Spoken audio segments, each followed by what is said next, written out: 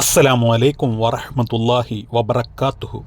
അർജുനു വേണ്ടിയുള്ള തിരച്ചിലിൻ്റെ 8-ാം ദിവസവും അവസാനിച്ചിരിക്കുകയാണ്. ഈയൊരു 8-ാം ദിവസം കഴിയുമ്പോൾ, തിരച്ചിൽ അവസാനിക്കുമ്പോൾ എനിക്ക് കണ്ടെത്താൻ സാധിച്ചിട്ടുള്ളത് 3 സംഭവങ്ങളിൽ ഏതെങ്കിലും ഒന്ന് സംഭവിച്ചിട്ടുണ്ട് എന്നുള്ളതാണ്. പല പല വീഡിയോകളും പല ന്യൂസുകളും കണ്ടതിൻ്റെ അടിസ്ഥാനത്തിലാണ് ഞാൻ ഈ വിവരം നിങ്ങൾക്ക് കൈമാറുന്നത്. ഒന്നാമതായി പറഞ്ഞാൽ, ആ സംഭവം നടന്ന ദിവസം അർജുൻ വണ്ടി പാർക്ക് ചെയ്തിരിക്കുന്നത് ആ മലയോട് ഓരം ചേർന്നുകൊണ്ടാണ്. അതിനുശേഷം ഗ്ലാസ് എല്ലാം അടച്ച് അദ്ദേഹം നല്ല സുഖനിദ്രയിലായിരുന്നു. അപ്പോഴാണ് ആ സ്ഫോടനം പോലെയുള്ള ആ മലയിടിച്ചിൽ അവിടെ സംഭവിക്കുന്നത്. ആ ശക്തമായ മലയിടിച്ചിലിൽ ആ വണ്ടിയെ തെറിപ്പിച്ചുകൊണ്ട് ആ വണ്ടിയുടെ മുകളിലേക്ക് പാറക്കല്ലുകൾ വീണുകൊണ്ട് ആ വണ്ടി ഗംഗാവാലിപ്പുഴയുടെ അഗാധ ഗർത്തങ്ങളിൽ ഇപ്പോഴും കിടക്കുന്നുണ്ട് എന്നതാണ് ഒന്നാമതായി എനിക്ക് പറയാനുള്ളത്.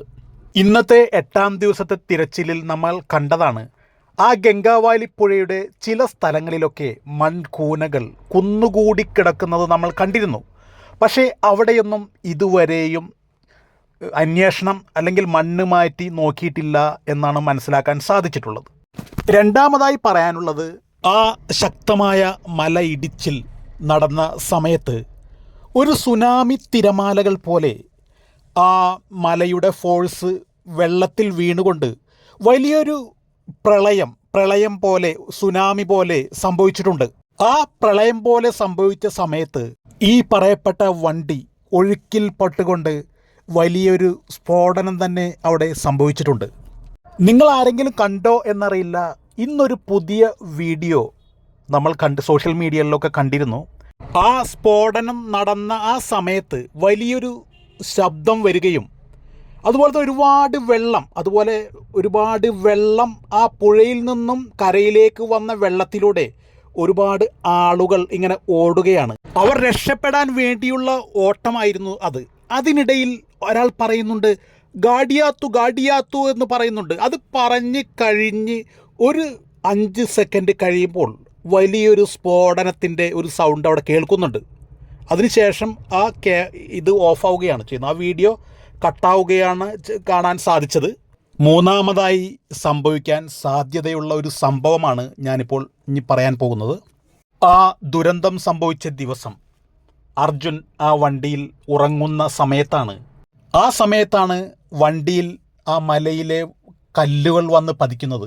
ആ ഒരു സമയത്ത് ഈ വണ്ടിയെ തെറിപ്പിച്ചുകൊണ്ട് അതിൻ്റെ ഉള്ളിലേക്ക് പോയിട്ടുണ്ടോ, അല്ലെങ്കിൽ നീങ്ങിക്കൊണ്ട് ഉള്ളിലേക്ക് പോയി അവിടെ തന്നെ ആ കരയിൽ തന്നെ ആ വണ്ടി കിടക്കുന്നുണ്ടോ എന്നാണ് സംശയിക്കുന്നത്. കാരണം ഇപ്പോൾ ലക്ഷ്മണേട്ടൻ്റെ ചായക്കട എന്ന് പറയുന്ന ആ ഭാഗത്ത് ഇപ്പോഴും മണൽ നീക്കിയിട്ടില്ല എന്നാണ് അറിയാൻ സാധിച്ചത്. ഇന്നത്തെ ആ വാർത്തകളിലൊന്നും തന്നെ ആ ലക്ഷ്മണേട്ടൻ്റെ ചായക്കടയുടെ അടുത്ത് ഒരു വലിയൊരു കൂമ്പാരം പോലെ ഇപ്പോഴും കിടക്കുന്നുണ്ട്. ഒരു 10% പാറക്കല്ലുകൾ അവിടെ കിടക്കുന്നുണ്ട് എന്ന് പറയുന്നുണ്ട്. അതുകൊണ്ട് തന്നെ ആ ഒരു ഭാഗത്ത് അർജുൻ ഉണ്ടാവാൻ സാധ്യത 100% മാത്രവുമല്ല, ഏകദേശം ഈ സംഭവം നടക്കുന്നത് 8:30 മണിക്കാണ്. ഏകദേശം ആ 8:30 മണി കഴിഞ്ഞതിന് ശേഷവും ഈ അർജുൻ്റെ മൊബൈലിലേക്ക് വിളിച്ചിട്ടുണ്ട് എന്ന് പറയുന്നു. മാത്രവുമല്ല, ആ വണ്ടി അതിന് ശേഷവും സ്റ്റാർട്ടായിട്ടുണ്ട് എന്ന് പറയുന്നു. അപ്പോൾ അതാണ് കൂടുതൽ ചാൻസ് ഉള്ളത്. അവിടെ തന്നെ ഈ ലക്ഷ്മണേട്ടൻ്റെ ചായക്കടയുടെ അടുത്ത് തന്നെ ഇപ്പോഴും ആ വണ്ടി കിടക്കുന്നുണ്ട് എന്നാണ് അറിയാൻ സാധിക്കുന്നത്. എന്തൊക്കെ തന്നെയായാലും ഒരു പുൽക്കൊടിയുടെ ജീവൻ അർജുനിൽ അവശേഷിക്കുന്നുണ്ടെങ്കിൽ അർജുൻ ജീവിതത്തിലേക്ക് തിരിച്ചു വരട്ടെ എന്ന് തന്നെയാണ് പ്രാർത്ഥന.